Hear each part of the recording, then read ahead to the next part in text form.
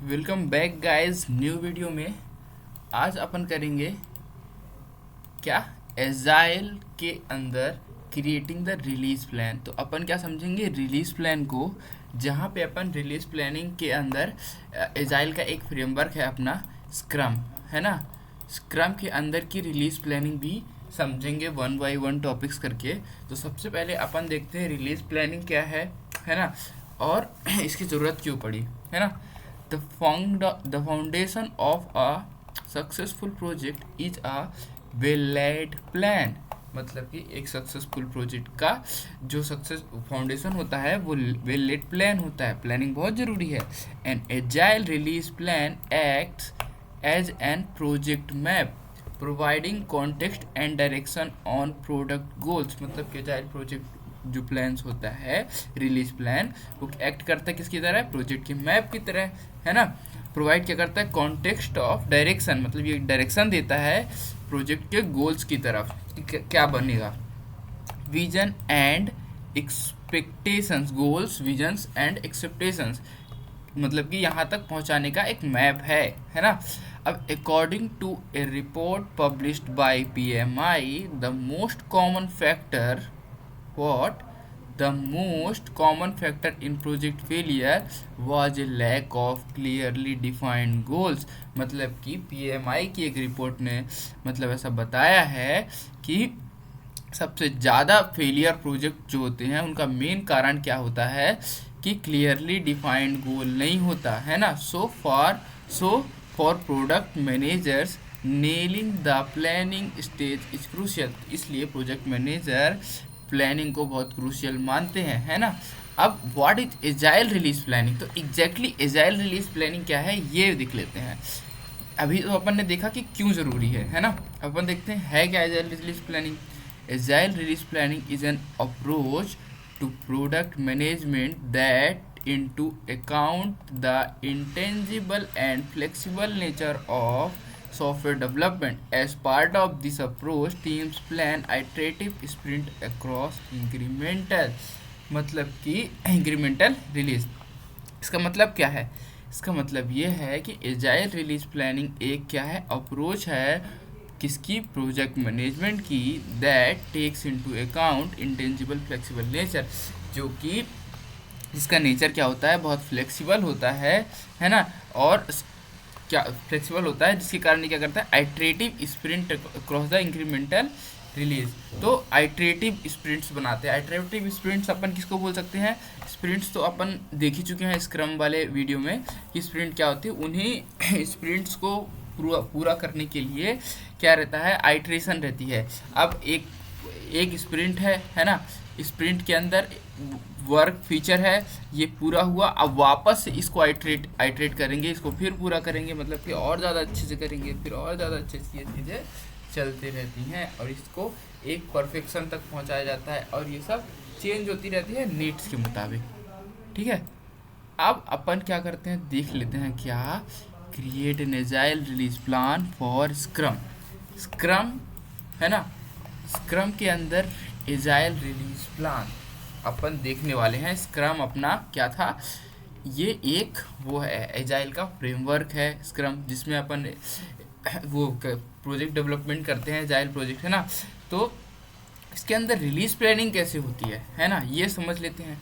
तो सब ये स्टेप्स में है। नंबर 1 स्टेप क्या है, डिफाइन योर विजन, है ना। स्टेप सारे अपन इसको देख लेते हैं।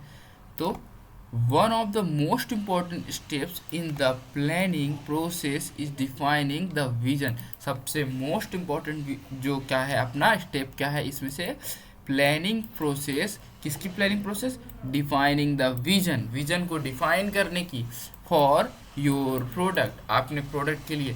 The vision will guide subsequent decision on which feature to prioritise, where to focus effort and resources and how to adopt if the project requires adjustment during development. मतलब कि ये क्या होता है कि ये एक प्रकार से गाइड की तरह काम करता है, किस चीज़ की, सब्सिक्वेंट डिसीजन लेने में, है ना, मतलब छोटे छोटे डिसीजन लेने में कि विच फीचर टू प्रायोरिटाइज, कौन सा फीचर को प्रायोरिटाइज दिया जाए, कौन सा पहले किया जाए, कौन सा बाद में किया जाए, वेयर टू फोकस एफर्ट, जहाँ कहाँ पे फोकस किया जाए, कि मतलब कि एफर्ट लगाना मतलब किधर साइड प्रोजेक्ट की किस पार्ट में ज़्यादा ज़रूरी है, and resource and how to adopt if the project requires adjusting during development, and कैसे चीज़ों नई नई चीज़ों को अडॉप्ट किया जाए ड्यूरिंग प्रोडक्ट डेवलपमेंट, है ना।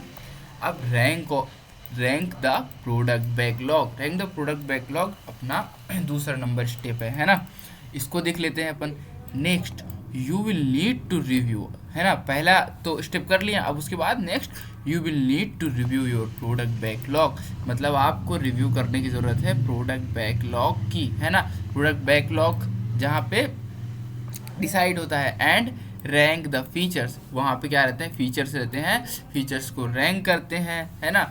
रैंक करेंगे किसके आधार पर, feature use the product vision के आधार पर, मतलब प्रोडक्ट विजन में क्या बताता है, गोल्स बता देता है प्रोडक्ट विजन के अंदर कि क्या क्या गोल्स हैं, क्या क्या प्रोडक्ट बनेगा, है ना। तो उसके आधार पर प्रोडक्ट को रैंकिंग दी जाती है कि कौन सा फीचर पहले, कौन सा फीचर बाद में गिरा, as well as input from stakeholder, और ये मतलब कि रैंक जो करते हैं ना फीचर्स को, और किसके आधार पर करते हैं, स्टेक होल्डर्स के द्वारा जो इनपुट मिलता है ना, इनपुट स्टेक होल्डर्स की मतलब क्या ज़रूरी है क्या नहीं, बिजनेस पर्पस भी तो ज़रूरी होता है, इसके आधार पर भी टू डिटरमाइन प्रोडक्ट प्रायोरिटीज़, इन्हीं के आधार पर प्रोडक्ट की प्रायोरिटी डिटरमाइन की जाती है, and map out user stories के आधार पर भी, user stories are user centred description of the purpose functionality, है ना।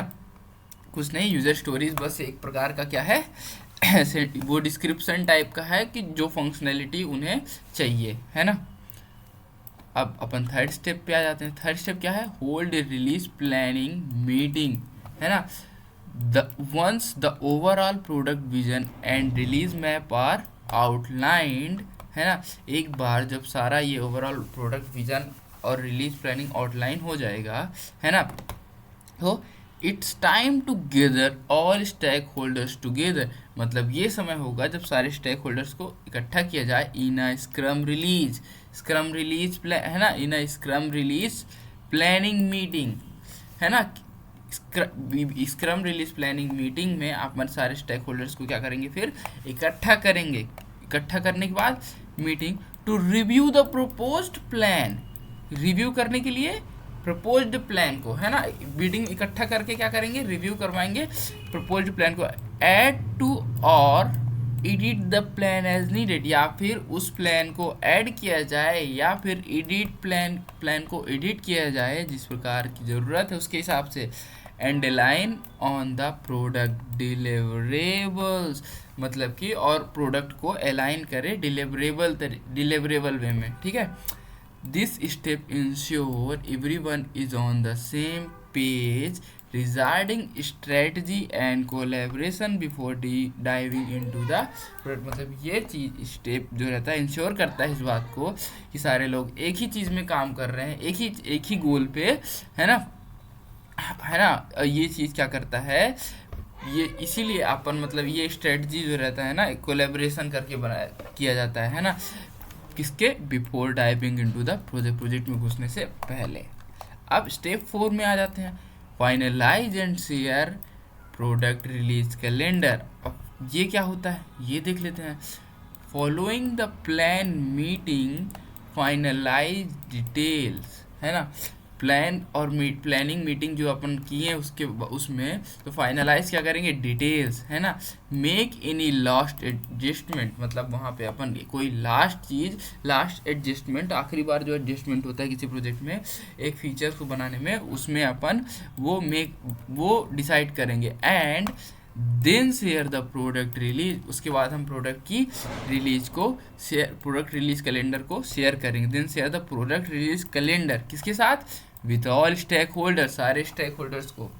Everyone should have ongoing access to the release plan for the reference and update.